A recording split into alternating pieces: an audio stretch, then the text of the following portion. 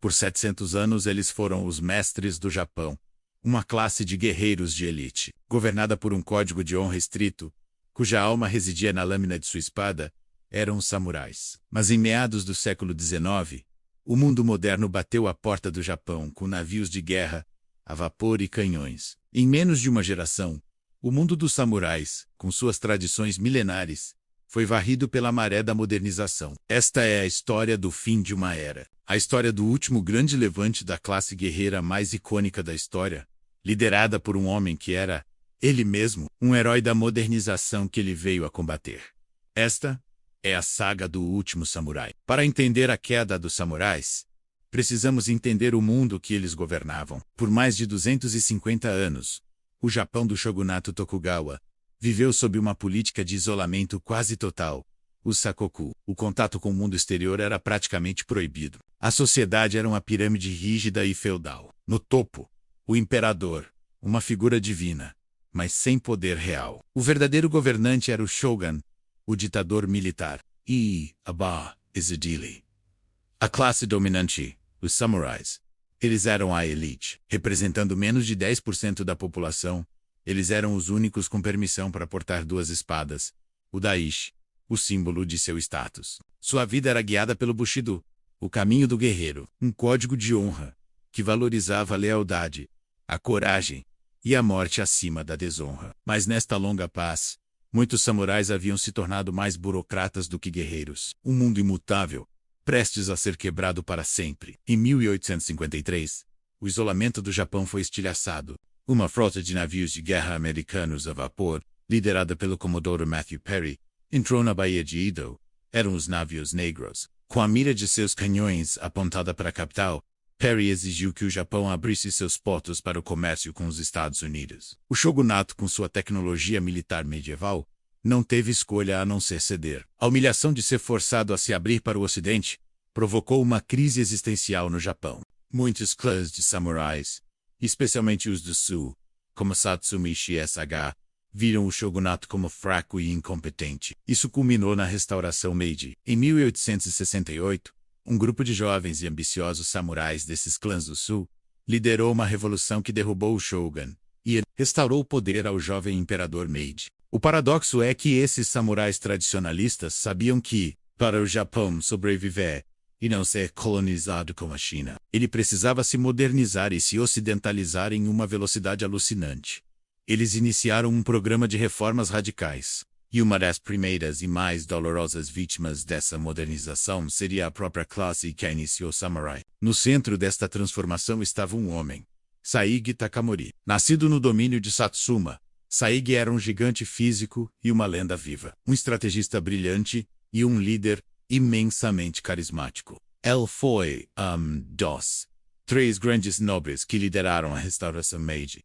Ele era para muitos a personificação do ideal samurai. No início, ele foi uma figura central no novo governo do imperador, mas ele assistiu com crescente desilusão às reformas que ele mesmo ajudou a iniciar. Em 1871, os domínios feudais foram abolidos. Em 1873, um exército nacional moderno, formado por camponeses conscritos e treinado por oficiais europeus, foi criado. De repente, o samurai, com sua espada e seu treinamento de uma vida inteira, se tornou obsoleto diante de um camponês com um rifle. A gota d'água veio em 1876, quando o governo proibiu os samurais de portarem suas espadas em público e eliminou seus salários. Foi a aniquilação simbólica e financeira de uma classe inteira. Desgostoso com os políticos que ele via como corruptos e que estavam abandonando a alma do Japão, Saige Takamori se retirou do governo e voltou para sua terra natal, Satsuma. Lá, ele abriu escolas militares que ensinavam não apenas táticas modernas, mas principalmente as virtudes e as artes marciais tradicionais dos samurais. Ele se tornou, mesmo que relutantemente, o ponto de encontro e a maior esperança para dezenas de milhares de samurais, descontentes e empobrecidos de todo o Japão. A tensão finalmente explodiu em 1877, após um incidente em que o governo central tentou remover armas de um arsenal em Kagoshima, a capital de Satsuma. Os alunos de Saige iniciaram uma rebelião. Pressionado por seus seguidores, Saige Takamori relutantemente assumiu a liderança do que ficou conhecido como a Rebelião de Satsuma. Era a última grande revolta dos samurais, com um exército de cerca de 30.000 samurais tradicionais, mas também equipados com armas de fogo. Ele marchou para o norte. Seu primeiro grande objetivo foi o castelo de Kumamoto, defendido por uma pequena guarnição do novo exército imperial. Saig esperava que a guarnição, composta por ex-samurais, se juntasse a ele. Eles não o fizeram. O cerco ao castelo falhou, dando tempo para o governo central mobilizar sua força principal. O que se seguiu foi uma série de batalhas sangrentas que mostraram o trágico confronto entre duas eras. De um lado, a bravura suicida e a habilidade incomparável dos samurais com a katana. Do outro, a disciplina, a logística e o poder de fogo esmagador do exército imperial, com sua artilharia e seus rifles de repetição. A batalha final e mais trágica aconteceu em Shiroyama, uma colina perto de Kagoshima. Após meses de luta e recuo, Saig estava cercado, com apenas cerca de 500 samurais Lees, contra mais de 30.000 soldados do governo. Na madrugada de 24 de setembro de 1877, sabendo que o fim era inevitável, os últimos samurais tomaram Sake uma última vez e lançaram uma carga suicida final contra as linhas inimigas. Eles foram dizimados pelo fogo das metralhadoras Gatling. Sago Takamori, gravemente ferido, foi levado para um local isolado por um de seus seguidores, onde cometeu seppuku, o suicídio ritual, para morrer com a honra de um verdadeiro samurai. A rebelião de Satsuma foi esmagada, e com ela a classe samurai, que havia governado o Japão por 700 anos, chegou ao seu fim definitivo.